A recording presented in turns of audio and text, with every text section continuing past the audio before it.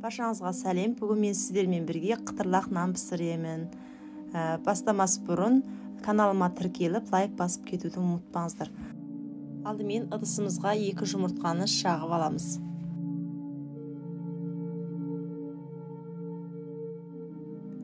Оған сүтімізді құямыз. Оны жақсылап араластырамыз.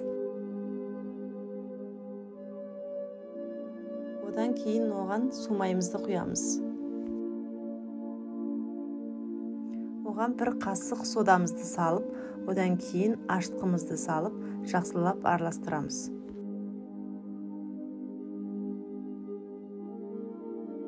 Енді оған ұнымызды салып, араластырып илейміз.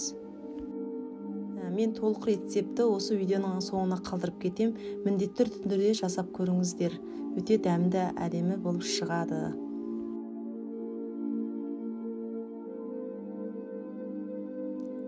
Осылай ең қандырып илеп алғаннан кейін оны 2 сағатқа ашытып аламыз.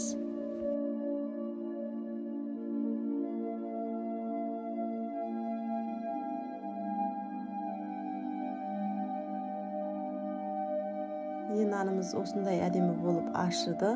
Енді біз оны 2 бөлікке бөліп алып, жұқалап жайып аламыз.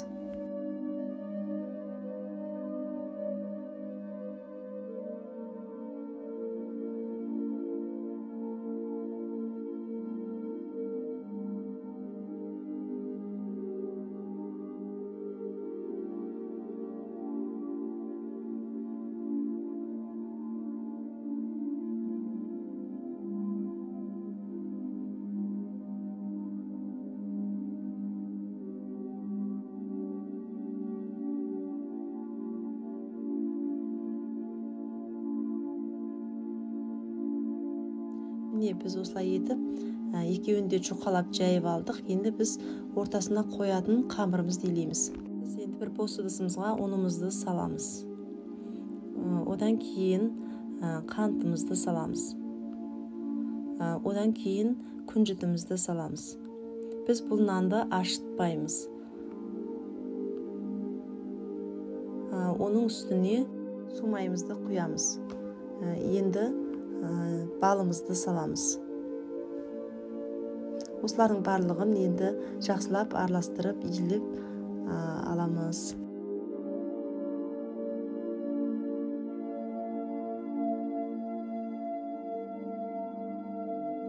Қамырымыз осындай болып шығады.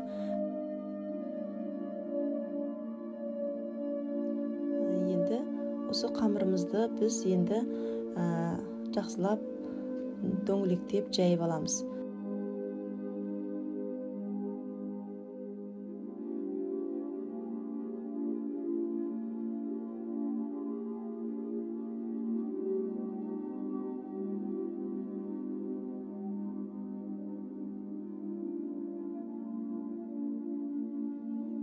Осылай етіп, алдыңғы жайған қамырын біреуінің астына, біреуінің үстіне етіп, күнжіт қосылған қамырымызды ортасына келтіріп, осылай етіп жөндеп аламыз.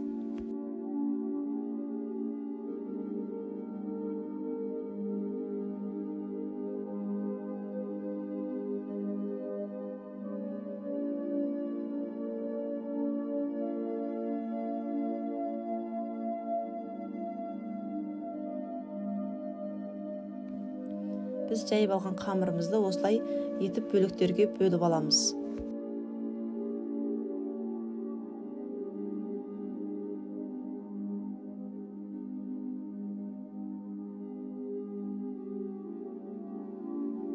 Енді біз осылай бөліктерге бөлеміз.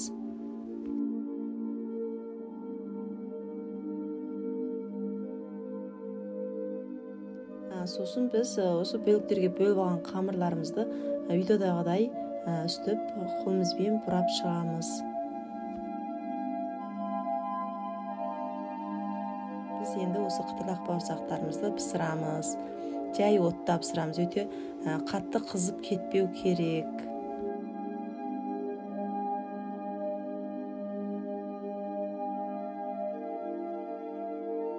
Міне біздің қытырлақ бауырсақтарымыз әдемі болып пісіп шықты. Мен каналымда бұдан да басқа дәмді рецепттермен бөлісетін боламын. Сондықтан менің каналыма тіркеліп кетуді ұмытпаңыздар. Ас болсын.